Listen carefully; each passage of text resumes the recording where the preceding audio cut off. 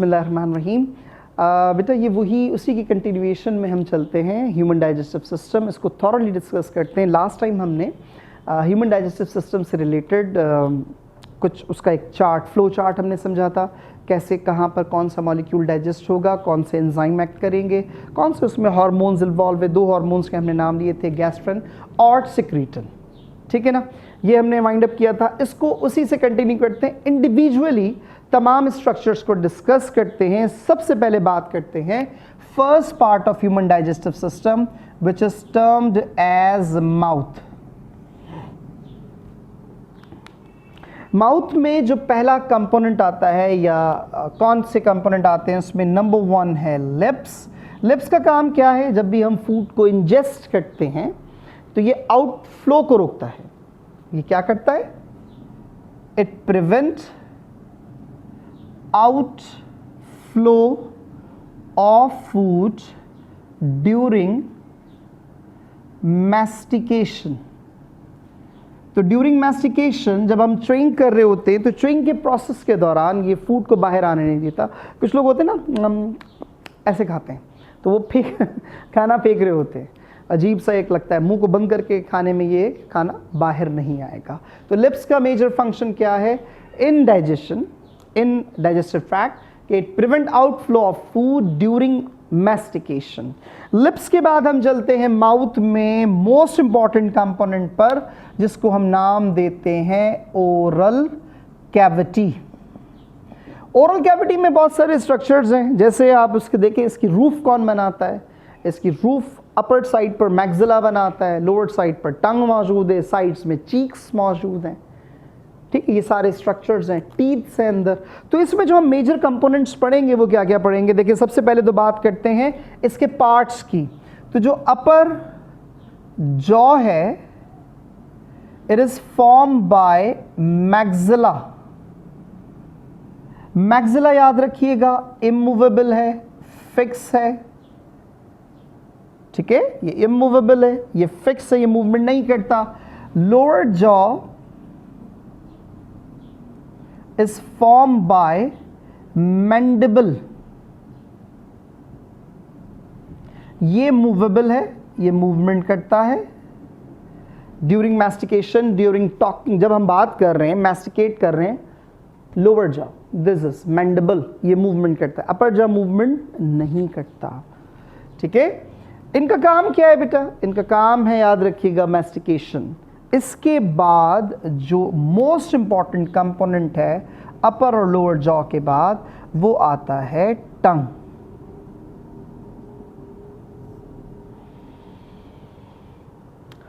टंग जो है, याद रखिएगा, इसका काम क्या है?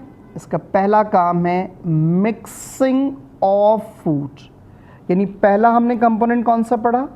ओरल कैविटी में जॉज। दूसरा हमने कंपोनेंट क्या पढ़ रहे हैं? टंग। तो इसका काम क्या है? Mixing of food. इसके अलावा इट कंटेन टेस्ट बड। तो टेस्ट बड्स इस पर मौजूद होती हैं। टंग को अगर हम यहाँ पे बनाएं तो वो कैसा बनेगा? लाइक दिस, इस तरह से इसको एक बड़ी सी टंग बना देते हैं। अब टंग का जो ये बैक साइड है, दिस इज पोस्टीरियर एंड, जो कि फेरिंग्स के साथ अटैच है, और ये इसका एंटीरियर एंड है जो कि इसकी टिप बनाता है। अब इनके ऊपर याद रखिएगा छोटे छोटे पिंक कलर के टेस्ट बर्ड्स बनी होती हैं, इस तरह से, इस तरह से। कभी ऐसा होता है ना, बहुत गरम गरम हमने चाय पी ली, ज़बरदस्त गरम वाली चाय पी ली, तो टेस्ट बर्ड्स स्वेल कर जाती हैं। और ये जब आप इस पर हल्की सी ज़बान जो है, इस टंग के ऊपर आप टीथ्स को ऐसे रब करेंगे तो आपको फील होगा कोई चीज़ स्वेल हुआ है। आप उसको शीशे में देख सकते हैं, पिंक कलर के छोटे छोटे से उस पर प्रोट्यूड हो जाएंगे, स्वेल कर जाएंगे, इन्फ्लेम कर जाएंगे। That are basically taste buds, जो टेस्ट देती हैं। अब कौन सा टेस्ट कहाँ पर है? तो याद रखिएगा, जो टिप है इस पर मौजूद होता है सॉल्टी। आपने देखा है घर में अम्मी, बहन, बेगम जब खाना टेस्ट करती हैं तो कैसे टेस्ट करती हैं? हल्का सा टच करके, नमक, नमक है, नहीं है, कम है, ज़्यादा है, तो सॉल्टी टेस्ट यहाँ पर होगा। इसके साथ साथ जो बिल्कुल बैक साइड पर है, दैट इज सोर टेस्ट, बल्कि नॉट सोर, sorry, it is bitter taste, बिल्कुल कड़वा लास्ट में मौजूद है, बिटर टेस्ट। और जो इसके साइड्स हैं, इसके साइड्स पे मौजूद होता है सोर टेस्ट, खट्टा।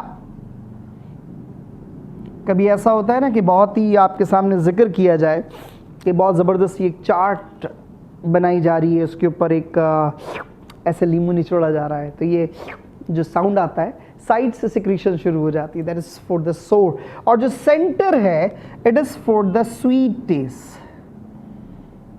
It is for the sweet taste. तो ये इस पे टेस्ट बर्ड्स बनी हुई हैं, इंडिविजुअली इनके टेस्ट हैं जो नेचर ने टंग के ऊपर रखे हैं। फ्लैशी पार्ट है, इसमें कोई बोन नहीं होती, ये इजीली मूव करता है, बात करते हुए वॉइस को ये फॉर्मुलेट करता है, साउंड्स की प्रोनाउंसिएशन में ये हेल्प करता है, मिक्सिंग ऑफ फूड है, टेस्ट बर्ड्स हैं, these all are the function of this tongue.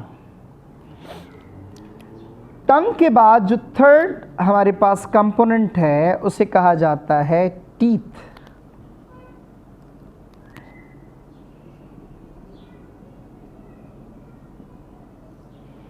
Teeths, दो तरह के टीथ्स होते हैं ह्यूमन के अंदर, एक अर्ली एज में होते हैं जिन्हें हम कहते हैं डेसिडुअस और milky teeths.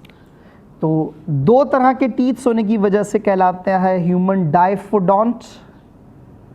It means to types of teeth. वो टू टाइप्स ऑफ टीथ कौन से हैं?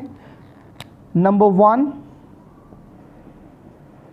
इस डेसिडुअस, जिनको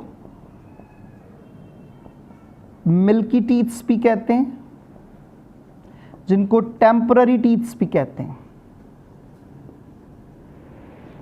और दूसरे होते हैं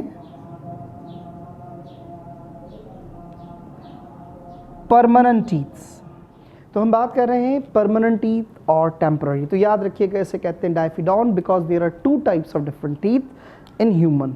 टोटल टीथ्स कितने होते हैं ह्यूमन के अंदर? 28 प्लस माइनस 4। ये एक बड़ा अजीब सा एक साइन है, आपने याद रखना है, दैट इज 32। बुक में इसी तरह से लिखा है। वैसे नॉर्मली इसमें होते हैं 28 प्लस माइनस 4। ये 4 जो हैं इन्हें हम कहते हैं विजडम टूथ। आ जाएं गुड, ना आए तो कोई फ़र्क नहीं पड़ता, इससे कुछ अकल नहीं आती, दर्द इतना होता है बची कुछ अकल भी चली जाती है। ठीक है, तो 32 टीथ्स हैं। अच्छा, ये टीथ्स, इन टीथ्स को सपोर्ट कौन देता है? इन टीथ्स को सपोर्ट देते हैं गम्स। गम को कहते हैं थीकोडोंट, या इनके लिए टर्म यूज होती है जिंजिव। थीको या जिंजिव, इन सब का मतलब क्या है? गम्स। गम्स के अंदर ये रूट अटैच, यानी root of the tooth attach होती है, वो इसको स्ट्रेंथ देता है, मजबूती देता है। ठीक है, विटामिन सी इसको प्रॉपर शेप में रखता है। अच्छा, अब ये टीथ्स को डिवाइड कैसे किया जाता है? इसमें सबसे पहले जो टीथ्स आते हैं उनको नाम देते हैं इंसीजर्स। इंसीजर्स कितने होते हैं? इंसीजर्स होते हैं 8। उसके बाद आते हैं कैनाइन। कैनाइन कितने होते हैं? 4। उसके बाद आते हैं प्रीमोलार। प्रीमोलार्स कितने होते हैं? उन्हें कहते हैं 8। उसके बाद आते हैं मोलार। मोलार कितने होते हैं? 12। आप काउंट कर लें, 8 + 4 24, 8 + 4 12, 12 + 12 24 एंड +8 इज 32। तो 32 टीथ्स हैं। इसका एक डेंटल फॉर्मूला है, और वो डेंटल फॉर्मूला कैसे बनाया जाता है वो आप देखें, वो बड़ा इंटरेस्टिंग है, बहुत मज़ेदार है। कैसे? 2/2 8 को हम लिखेंगे 2/2, दैट इज इंसीजर्स। अब इसका मतलब क्या है देखें, गौर से सुनिएगा। 2 for the upper side, 2 for the lower side, 4 हो गए राइट साइड के, 4 हो गए लेफ्ट साइड के। 2 2 अपर 4, 2 2 लोअर 4 हो गए 8। 4 + 4 = 8, या आप ऐसे कर लें 2 + 2 4, 4 and 4, 4 for the right side and 4 for the left side, तो ये हो जाएंगे इंसीजर्स 8। इंसीजर्स के बाद जो कैनाइन है उसके लिए डेंटल फॉर्मूला में होगा 1/1, दैट इज कैनाइन। ये बिल्कुल शार्प टीथ्स होते हैं, बिल्कुल शेर की तरह निकले हुए होते हैं। ये कार्निवोर्स के अंदर बहुत प्रोमिनेंट होते हैं, जैसे लॉयन, ल्यूपर्ड, टाइगर, डॉग, कैट, उसके अंदर बहुत प्रोमिनेंट होते हैं। ह्यूमंस में ये प्रोमिनेंट नहीं होते, इतने ज़्यादा प्रोमिनेंट नहीं होते। कैनाइंस के बाद आते हैं premolars, exactly 2/2 PM, that is for premolar, and that 3/3 4M, that is molar. अब इन सब को मल्टीप्लाई बाय 2, क्योंकि वी आर बायलैटरल सिमेट्रिकल, ये हमने सिर्फ एक साइड का बताया, 2/2, 1/1, 2/2, 3/3। आप इसे मल्टीप्लाई करेंगे 2 से, ये बनेगा टोटल 32। क्लियर है? तो ये हमने एक साइड के अपर एंड लोअर की बात की है। This is dental formula. ठीक है, यहां तक बात क्लियर है? अब स्टूडेंट्स इसमें जो फोर्थ पार्ट आता है, which is the most important part, which is another most important part, which is termed as salivary glands.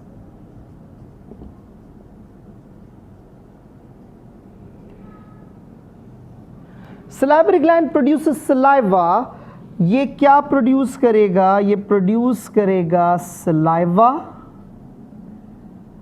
थोड़ा बहुत म्यूकस, और उसके साथ one of the most important enzyme, that is term as lysozyme.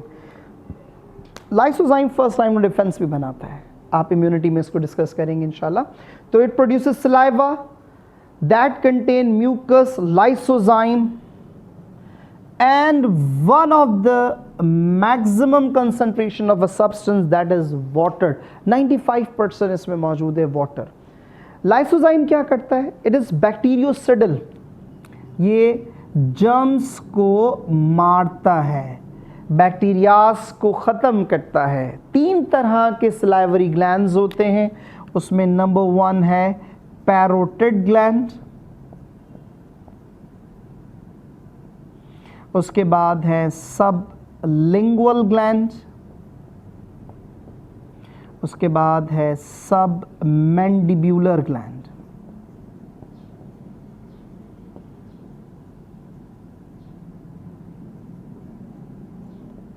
तो ये याद रखिएगा, दिस इज ऑल अबाउट। एक और बात, हम इसमें एंजाइम तो लिखा ही नहीं हमने, एक और एंजाइम होता है, that is termed as salivary amylase. और अभी हमने डिस्कस किया था लास्ट लेक्चर में कि salivary amylase is also termed as ptyalin. इसका काम क्या होता है? ये याद रखिएगा, ये पॉलीसेकेराइड्स को ओलिगोसेकेराइड में चेंज करता है। क्या करता है? It convert polysaccharide into oligosaccharide.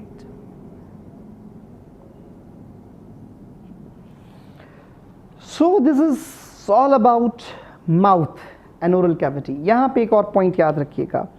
अब देखिए, जो फूड आई है, यहाँ मैं अलग से लिखता हूँ, जो फूड आई है, तो फूड जब सलाइवरी सिक्रीशन से मिलेगी तो अब आप इसको फूड नहीं कहेंगे, क्योंकि मैस्टिकेशन हो रही है, सलाइवा उसके साथ मिक्स हो रहा है, एंजाइम्स मिक्स हो रहे हैं, लाइसोजाइम है, अमाइलेज है, वो सब उसके साथ मिक्स हो रहे हैं, तो इसको कलेक्टिवली नाम देंगे बोलस का। अब ये फूड नहीं रही, अब ये बन गया बोलस। ठीक है, क्या बना? बोलस। तो अब ये बोलस बन गया है, फूड प्लस सलाइवरी सिक्रीशन। अब हम चलते हैं सेकंड पार्ट के पास, जिसे हम कहते हैं फेरिंग्स। ओरल कैविटी के बाद हम बात करते हैं फेरिंग्स की। फेरिंग्स के लिए याद रखिएगा, फेरिंग्स और ईसोफेगस ये सिर्फ एक पैसेज देते हैं, ये फूड को पैसेज देते हैं कि ये माउथ को स्टमक के साथ कनेक्ट करते हैं। तो ये सारा का सारा फूड इधर मूव करेगा। So it provide passage in between mouth and oesophagus. और यहीं पे आपको याद होगा फिगर हमने बनाई थी, उस फिगर के अंदर था ग्लॉटस, जहां पे ये बाइफरकेट होता है, और नेचर ने इसे कवर किया है through epiglottis which prevent entry of food in air passage. Air passage में फूड को एंटर होने नहीं देता। तो फेरिंग्स जो है बेसिकली ये प्रिवेंट करेगा एंट्री ऑफ ग्लॉटस, जो है एपिग्लॉटस जो उसके ऊपर कवर होता है, ये प्रिवेंट करता है entry of food into airway, जो कि ट्रैकिया के अंदर फूड ना जा सके। ठीक है, अब फेरिंग्स, इसोफेगस, ये इंटेस्टीन, ये ट्यूब्स हैं। इन ट्यूब्स में जो फूड मूव करती है ये एक वेवी मूवमेंट जनरेट करती है जिसे कहते हैं पेरिस्टाल्सिस। क्या नाम देते हैं? Peristalsis. So what is peristalsis? Peristalsis basically a wavy movement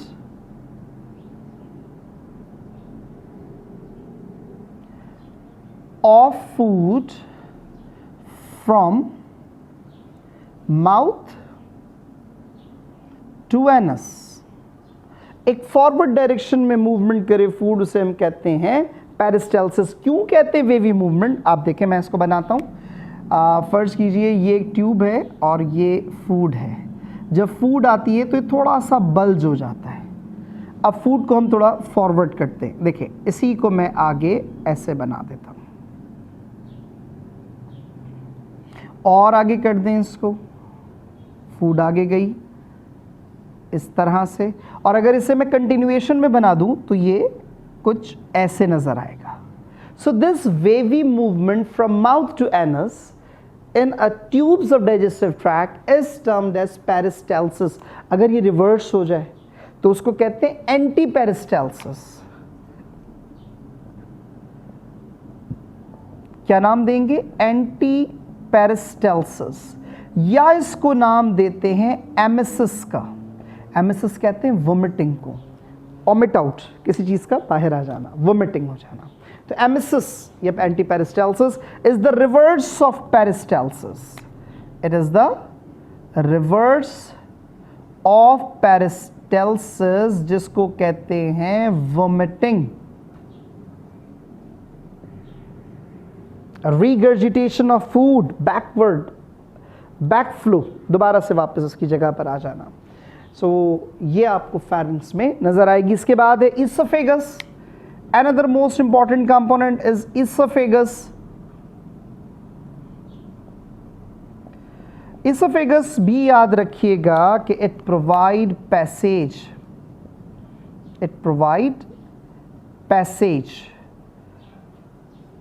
for food from pharynx to stomach। यहाँ पे पॉइंट्स हैं समझने के। देखिए,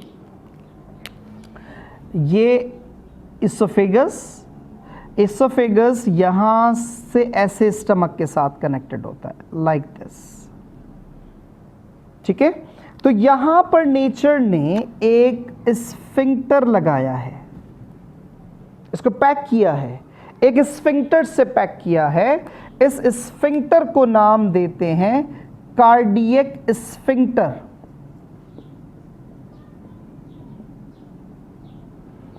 यहाँ पे एक पॉइंट ज़रा क्लैरिफाई करते हैं। दो तरह के रीजन्स होते हैं, स्ट्रक्चर्स होते हैं। एक कहलाता है वेल्व, दूसरा कहलाता है स्फिंक्टर। इसमें फ़र्क क्या है?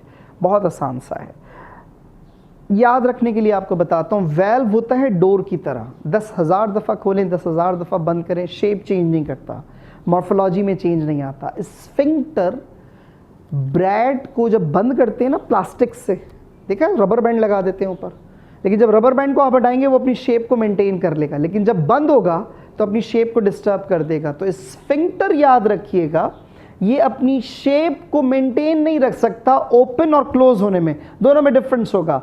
वेल्व 10 दफ़ा बंद करें 10 दफ़ा ओपन करें, क्लोज करें, ओपन करें, वो अपनी शेप को मेंटेन रखता है, डिस्टर्बेंस नहीं करता मॉर्फोलॉजी में।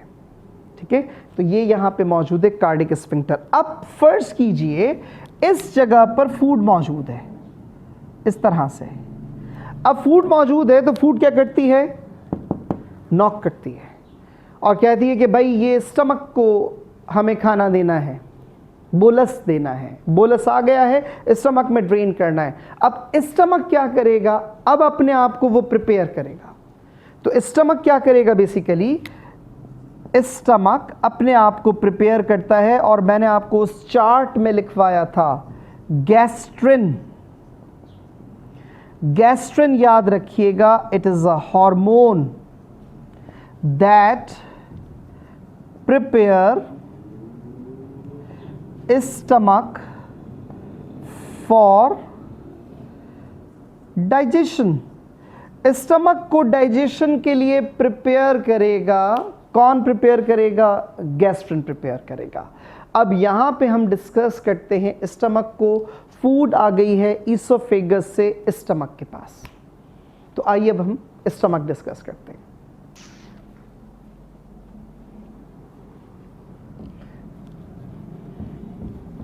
असल में नीचे जगह कम हो गई थी, मैं लिख देता लेकिन वो फिर गड़बड़ हो जाती है।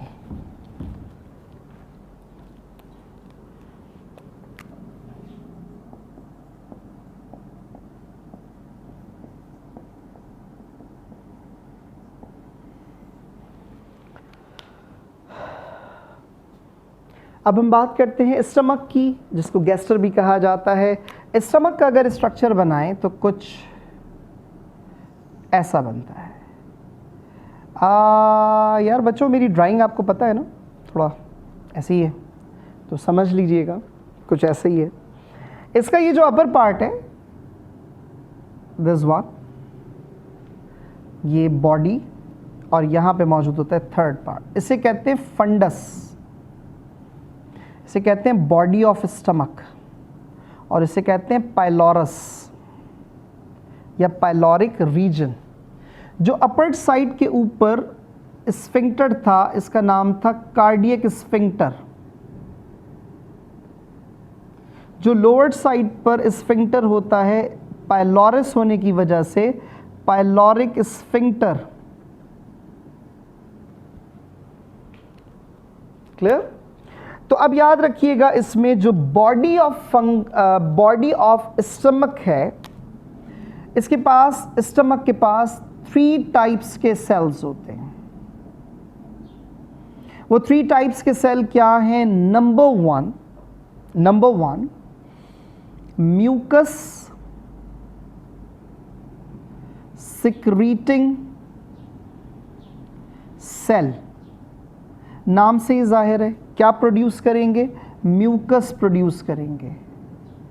म्यूकस का काम क्या है? सबसे पहले जो फूड एंटर होती है उससे पहले, जैसे हम इस वक्त स्टमक में मौजूद हैं, ये जो रूम है ये स्टमक है, पहला काम क्या होगा? म्यूकस पूरी दीवारों पे लगा देंगे, चिपका देंगे। उसका बेनिफिट क्या होगा? जो HCl रिलीज होगा, क्योंकि अब इसकी pH होने वाली है बिल्कुल लोएस्ट, हाईली एसिडिक, 1.5 से लेके 2.4 तक, इतनी कम होने वाली है। तो ये डेंजरस होती है, ये नुकसानदेह होती है। तो अब इसने क्या करना है? इसने उसको बचाना है। तो कैसे बचाएगा? ये म्यूकस लगा देता है पूरी वॉल्स पर। तो याद रखिएगा, म्यूकस सिक्रीटिंग सेल ये प्रिवेंट करेगा स्टमक फ्रॉम डैमेज। ये प्रिवेंट करेगा स्टमक को डैमेज होने से। ठीक है, तो पहला हो जाएगा म्यूकस। अच्छा, पीएच मैंने आपको भी बताई, 1.5 से लेकर 2.4 तक ये पीएच होती है स्टमक की। स्टमक जो है बेसिकली, इसका काम क्या है? इसका काम है स्टोरेज, डाइजेशन, मिक्सिंग, ये सारे फंक्शन इसके। इसके अलावा इसमें मौजूद होते हैं ऑक्जेंटिक सेल। ऑक्जेंटिक सेल्स को चीफ सेल भी कहते हैं। This termed as chief cells. इनका काम क्या है? ये प्रोड्यूस करेंगे HCl, हाइड्रोक्लोरिक एसिड। ये प्रोड्यूस करेंगे हाइड्रोक्लोरिक एसिड, और इसके बाद जो थर्ड इसमें सेल नजर आते हैं, they are termed as zymogen cells. Zymogen cells produces pepsinogen. Pepsinogen याद रखिएगा, it is an inactive protease. Inactive protease यानी proteolytic enzyme, but in inactive form. अच्छा, अब इसमें इंटरेस्टिंग पॉइंट देखें. ये पेप्सिनोजन कंबाइन करेगा विथ HCl और कंबाइन करने के बाद एक एक्टिव फॉर्म बनाएगा, that is pepsin. So pepsin is an active proteolytic enzyme, protease. यहां पे पॉइंट समझने का, फर्स्ट करें 1000 मॉलिक्यूल हैं पेप्सिन के. एग्जाम्पल दे रहा हूं, होते कितने ये नहीं, एग्जाम्पल दे रहा हूं. 1000 मॉलिक्यूल हैं पेप्सिन के. फर्स्ट करें पेप्सिनोजन 1000 मॉलिक्यूल्स हैं, उसमें से 10 मॉलिक्यूल्स HCl के साथ बाइंड किए, पेप्सिन बना दिए. अब HCl की ज़रूरत नहीं है, ये शुरू के मॉलिक्यूल्स को पेप्सिन में कन्वर्ट करता है. बाकी जो पेप्सिनोजन के मॉलिक्यूल्स हैं उनको एक्टिव पेप्सिन करेगा, HCl नहीं करेगा. ये याद रखने वाला पॉइंट है, ठीक है. तो पेप्सिनोजन के जो शुरू के मॉलिक्यूल्स हैं वो HCl उसे पेप्सिन में कन्वर्ट करेगा. उसके बाद पेप्सिन पेप्सिनोजन को पेप्सिन में कन्वर्ट करेगा, ये याद रखिएगा. यहां पर प्रोटीन चेंज होगा इनटू ओलिगोपेप्टाइड्स, ठीक है. इसके अलावा आपको याद होगा मैंने एक और आपको बताया था, रेनिन, जो कि आमतौर पे इन्फेंट्स में होता है. इन्फेंट्स में होता है. इसका काम क्या होता है, ये एक सॉल्युबल कैसीनोजन को इनसॉल्युबल कैसीन में कन्वर्ट करते हैं, and casein is digested by pepsin. अच्छा, अब यहां पर सारी की सारी तमाम की तमाम गैस्ट्रिक सिक्रीशंस हैं. ये सारी क्या हैं, ये जितनी भी हमने पढ़ी हैं, ये तमाम की तमाम क्या हैं, these all are the gastric secretions. तो याद रखिएगा, gastric secretion plus bolus, it forms chyme. आपका MCQ, काइम. काइम क्या है, a combination of gastric secretion plus bolus is termed as chyme. ये काइम बनाता है.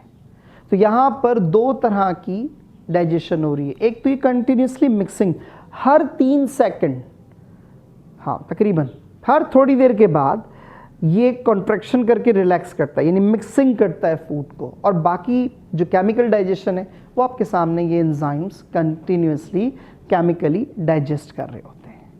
क्लियर है यहाँ तक बात, कोई कंफ्यूजन? अब हम चलते हैं टूवर्ड्स द स्मॉल इंटेस्टीन, कि अब स्टमक से स्मॉल इंटेस्टीन के पास कौन कौन से कंपोनेंट और किस तरह से ये मूव करेगा. अच्छा, अब फूड जो है याद रखिएगा, ये स्टमक से जाएगी स्मॉल इंटेस्टीन में इस तरह से. यहाँ पे था स्फिंक्टर जिसका नाम था पाइलोरिक स्फिंक्टर. ये याद रखिएगा, अब यहाँ पे फूड ने एंटर होना है. तो स्मॉल इंटेस्टीन का जो फर्स्ट कंपोनेंट है उसका नाम है ड्यूडेनम. ड्यूडेनम जो है स्मॉल इंटेस्टीन का टोटल साइज होता है 6 metres. A long intestine, a long large component, but it has a small lumen, बहुत छोटा सा ल्यूमन होता है. तो ड्यूडेनम, इसका साइज होता है तकरीबन 30 सेंटीमीटर. कितना है? 30 सेंटीमीटर. यहाँ पे बड़ा एक इंटरेस्टिंग पॉइंट है. आपको याद होगा जब वो मैंने चार्ट बनाया था डाइजेशन का, उसमें मैंने आपको बताया था कि यहाँ पर स्मॉल इंटेस्टीन को प्रिपेयर कौन करता है?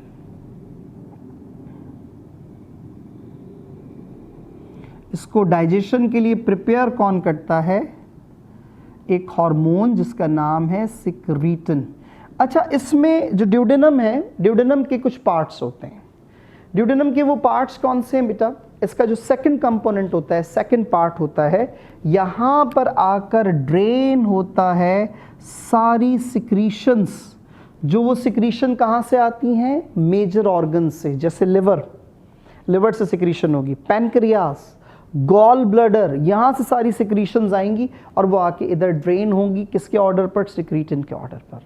क्योंकि अगर डायरेक्टली यहाँ से स्टमक से सिक्रीशंस आ गई, वो तबाह बर्बाद कर देगा ड्यूडेनम। इसी वजह से उसमें ज़रा सा भी डिले होता है तो ड्यूडेनल अल्सर हो जाता है। तो अल्सरेशन की सबसे ज़्यादा प्रॉब्लम जो है वो ड्यूडेनम में होती है। इस जगह पर एक स्फिंक्टर लगा होता है, उसे कहते हैं स्फिंक्टर ऑफ उडाई। तो यहाँ पर तमाम की तमाम सिक्रीशंस आती हैं। वो सिक्रीशंस कैसे आती हैं वो मैं आपको थोड़ा सा एक रफ स्केच बना देता हूँ। मैंने फिर वही बात, इतनी अच्छी ड्राइंग नहीं, लेकिन कोशिश करूँगा कि आपको समझ आ जाए। देखें, ये फर्ज कीजिए हम बना देते हैं लिवर,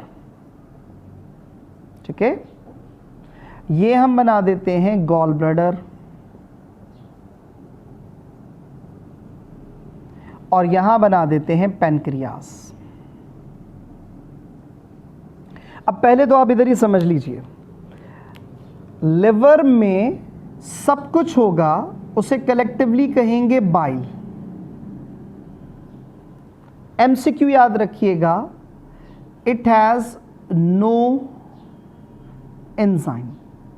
इसके पास एंजाइम नहीं होता, बस इतना याद रखना, इट हैज नो एंजाइम, इसके पास एंजाइम नहीं होगा।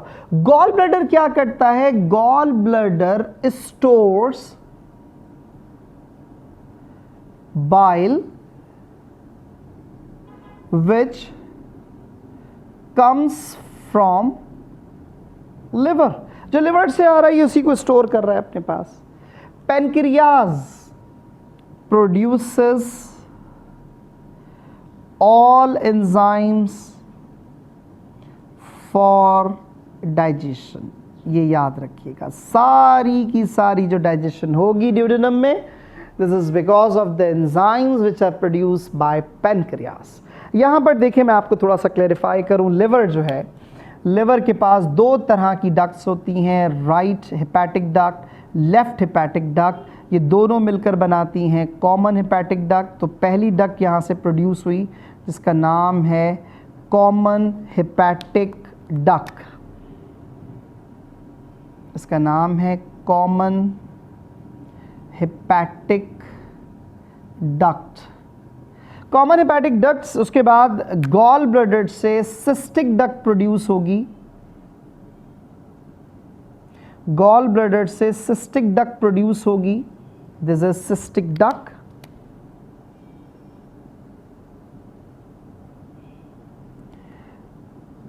ये सिस्टिक डक्ट जब कॉमन हेपेटिक डक्ट से मिल जाएगी तो ये बनाएगी CBD, that is common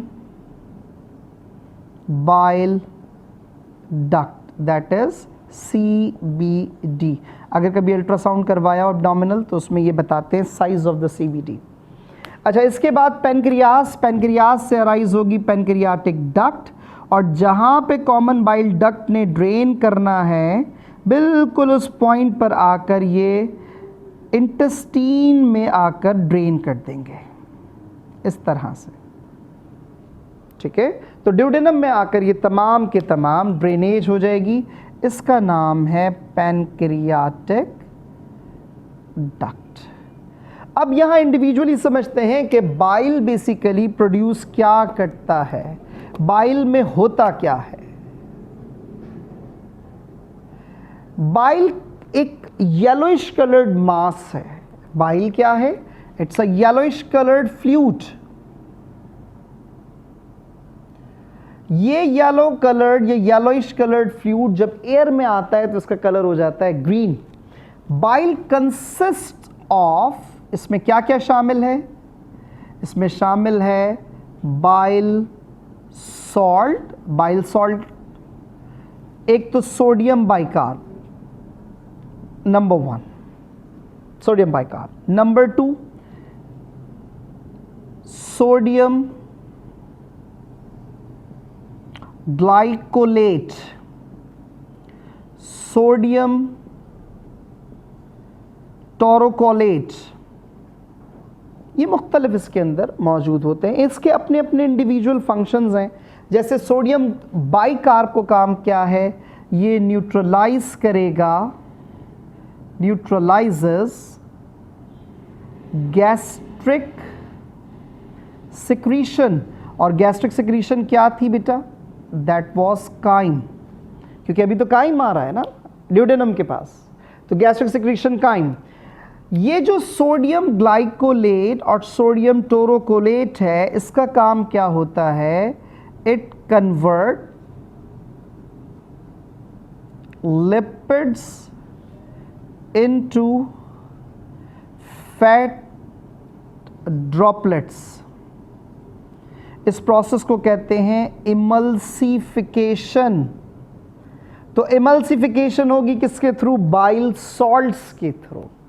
clear है यहां तक बात। तो बाइल सॉल्ट में कौन से, सोडियम ग्लाइकोलेट, सोडियम टोरोकोलेट, ठीक है। इसके बाद इसमें आते हैं बाइल एसिड्स। बाइल एसिड कौन कौन से हैं, बाइल एसिड्स में आते हैं चीनो डीऑक्सी कॉलिक एसिड और कॉलिक एसिड। इन दोनों का काम क्या है, ये दोनों मेंटेन करेंगे पीएच को। इसके बाद बाइल एसिड हो गए, बाइल सॉल्ट हो गए, फिर आते हैं bile pigments.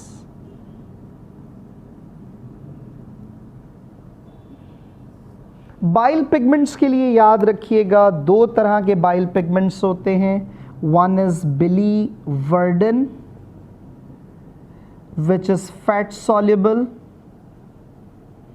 and give color to feces, yellowish colored देता है। और दूसरा है bilirubin, it is water soluble and give color to urine। और ये आते कहाँ से, ब्लूरिबिन, ब्लूवर्डन, ये दोनों पिगमेंट्स प्रोड्यूस होते हैं हीमोग्लोबिन की ब्रेकडाउन से, हीमोलाइसिस से। तो haemolysis leads to the production of bilirubin and biliverdin, these are the bile pigments. याद रहेगा। तो ये वो कंपोनेंट्स हैं जो कि बाइल से आ रहे हैं, जो कि बाइल में मौजूद हैं, जो लिवर से आ रहा है और उसके साथ साथ गॉल ब्लैडर से आ रहा है।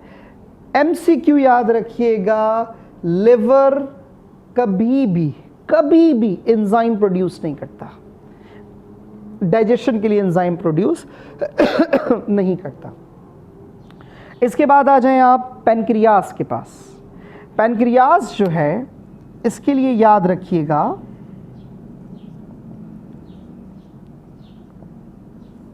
पैनक्रियास प्रोड्यूस करता है काइमोट्रिप्सिनोजन और trypsinogen.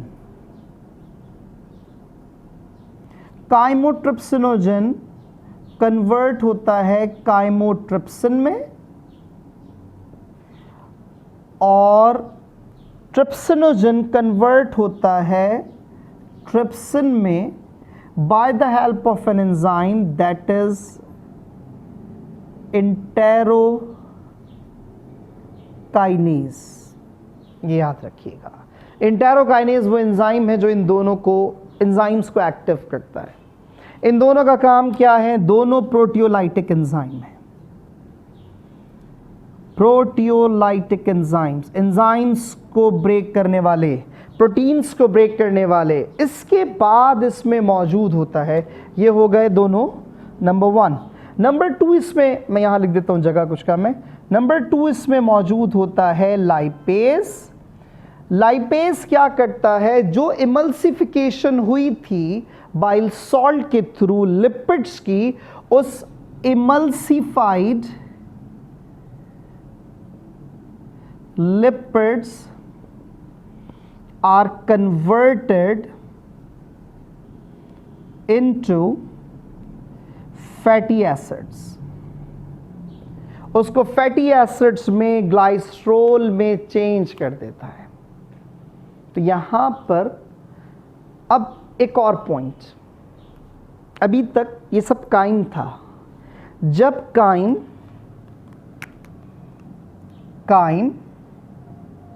Plus intestinal secretion,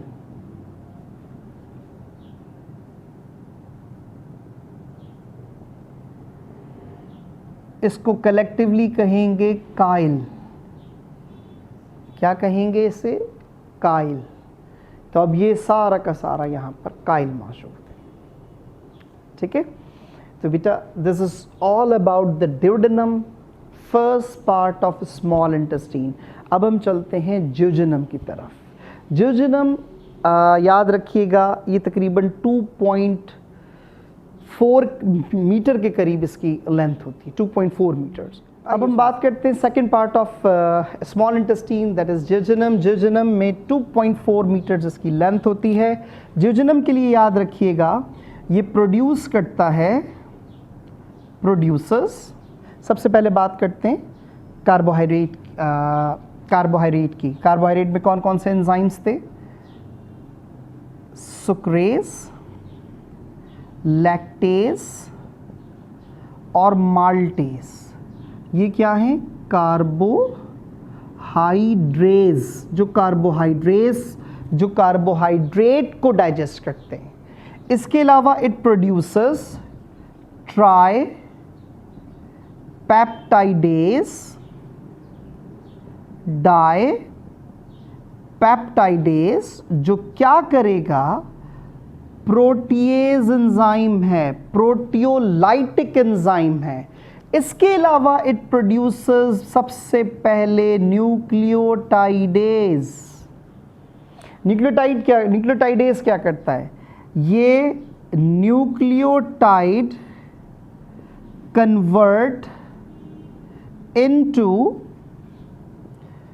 nucleoside and phosphate group. फिर ये प्रोड्यूस करता है एक और एंजाइम जिसका नाम है न्यूक्लियोसाइडेज। ये क्या करेगा? It convert nucleoside into pentose sugar and nitrogenous base.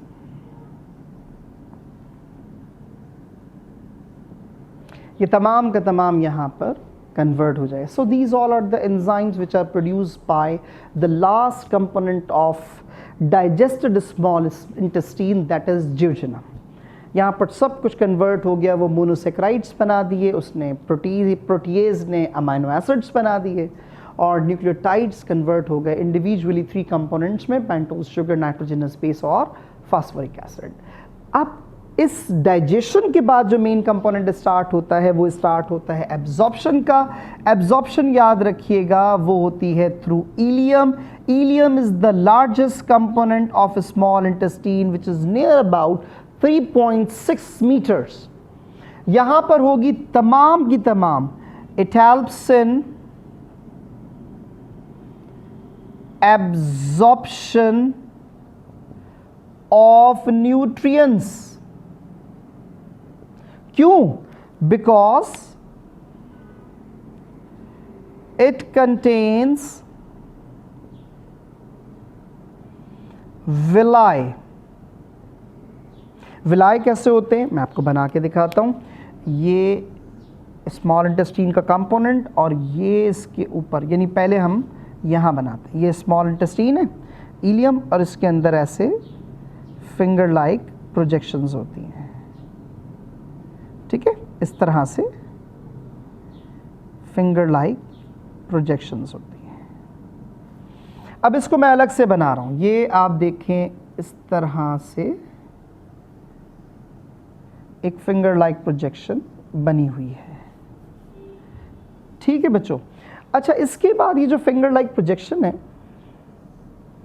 इस फिंगर लाइक प्रोजेक्शन में बिल्कुल सेंटर के अंदर एक लिम्फ वेसल होता है। इस लिम्फ वेसल को कहते हैं लैक्टील। क्या नाम देंगे? लैक्टील का। लैक्टील का काम क्या है? It helps in absorption of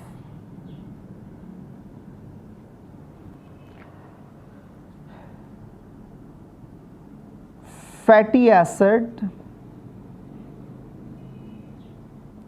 and glycerol in acyl glycerol form। Acyl glycerol की फॉर्म में उसे ये एब्जॉर्ब करता है। इसके अलावा इसमें ब्लड वेजल्स होती हैं। एक तरफ से एक ब्लड वेजल आती है और ऐसे घूम के दूसरी तरफ से निकल जाती है। तो जो ब्लड वेजल विलस की तरफ आएगी उसको कहेंगे एफरेंट आर्टीरियोल, और जो विलस से दूर जाएगी उसको नाम देंगे इफरेंट आर्टीरियोल। याद रखिएगा, इस एफरेंट और इफरेंट आर्टीरियोल का काम क्या है? इट एब्जॉर्ब्स मोनोसेक्राइड्स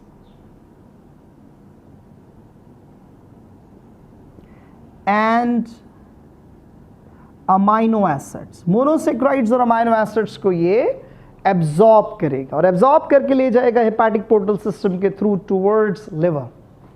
लिवर में जाके इसे स्टोर करेगा, जहां भी उसे स्टोर करना होगा, किसी और जगह भेजना होगा। So this is all about the small intestine of digestive tract. अब हम चलते हैं इस ज्यूजिनम से, क्योंकि काइल बन चुका है, काइल के थ्रू ये जा रहा है। अब हम चलते हैं लार्ज इंटेस्टाइन की तरफ, लार्ज इंटेस्टीन की तरफ। तो आइए हम डिस्कस करते हैं लार्ज इंटेस्टीन ऑफ जीआईटी। अच्छा बच्चों, अब हम बात करते हैं लार्ज इंटेस्टीन की। It is near about 1.5 metres in length. इसके 3 पार्ट्स हैं, आपको याद होगा, हमने डिस्कस किए थे, आपको मैंने बताए थे। उसमें पहला पार्ट है जिसे कहते हैं सीकम, दूसरा पार्ट है जिसको कहते हैं कोलोन, तीसरा पार्ट है जिसको हम नाम देते हैं रेक्टम का। सीकम और कोलोन जहाँ पे मिलता है, जैसे ये सीकम है, सीकम के बाद ये अपर साइड पर असेंडिंग कोलोन हो गई। यहाँ पर एक छोटा सा ऐसे प्रोट्रूजन होती है, एक वेस्टिजियल ऑर्गन है। इस वेस्टिजियल ऑर्गन को कहते हैं अपेंडिक्स। क्या नाम देंगे? अपेंडिक्स। अपेंडिक्स कहाँ होती है? Right left? राइट साइड पर। राइट साइड पे छोटा सा बिल्कुल होता है। कभी कभी ऐसा होता है ना, हम बहुत ज़्यादा ड्राई फ्रूट्स खाते, फ्रूट्स नहीं, ड्राई फूड, पानी का इस्तेमाल कम करें, यहाँ पे फूड एक्यूमुलेट हो जाती है, फिर अपेंडिसाइटिस हो जाता है, जो वोमिटिंग और so on so on so on. तो ये पहला पार्ट है बेटा, दैट इज सीकम। सीकम के बाद आता है कोलोन, कोलोन के फिर 4 पार्ट्स हैं, ठीक है। तो पहले सीकम, स्मॉलेस्ट पार्ट, फिर कोलोन। कोलोन में कौन कौन से पार्ट्स आए? सबसे पहला असेंडिंग कोलोन, असेंडिंग कोलोन के बाद ट्रांसवर्स कोलोन, ट्रांसवर्स के बाद डिसेंडिंग कोलोन, एंड फाइनली एक एस शेप सिग्मॉइड कोलोन। ये सब का सब कोलोन में है। कोलोन का काम क्या है? ये प्रोड्यूस करता है vitamin B6, B12 and vitamin K with the help of intestinal flora।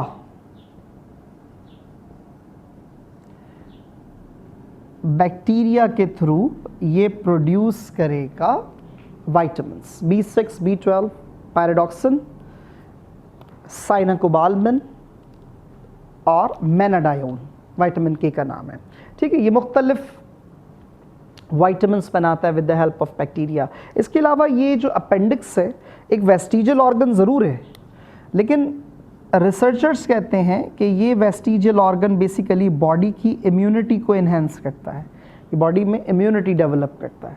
बड़ा इंटरेस्टिंग सेक पॉइंट मैंने एक रिसर्च पेपर में पढ़ा था। बहरहाल रेक्टम, यहाँ सबसे ज़्यादा स्टे करती है वेस्ट, इधर स्टे करेगा वेस्ट, और ऑन स्टिमुलेशन फाइनली एनस के थ्रू इजेशन हो जाएगी। That is the removal of waste. सबसे पहली बात, what is the role of large intestine, ये मैंने आपको लिखवाया था। लार्ज इंटेस्टीन का रोल क्या है? Large intestine helps in absorption of water and minerals. Water और मिनरल्स की एब्जॉर्प्शन में ये हेल्प करता है। ठीक है बच्चों, यहाँ तक इसको हम ख़त्म करते हैं। ये था तमाम का तमाम digestive tract, gastro intestinal tract की एक्सप्लेनेशन। इससे रिलेटेड कोई क्वेश्चन हो, कोई कन्फ्यूजन हो, कोई क्वायरी हो, प्लीज़ ज़रूर मुझसे पूछिएगा। इस चैनल को सब्सक्राइब करें, लाइक करें, कमेंट करें और शेयर करें। सब्सक्राइब ज़रूर करें, ठीक है। Thank you so much for your time. Thank you. अल्लाह हाफ़िज़।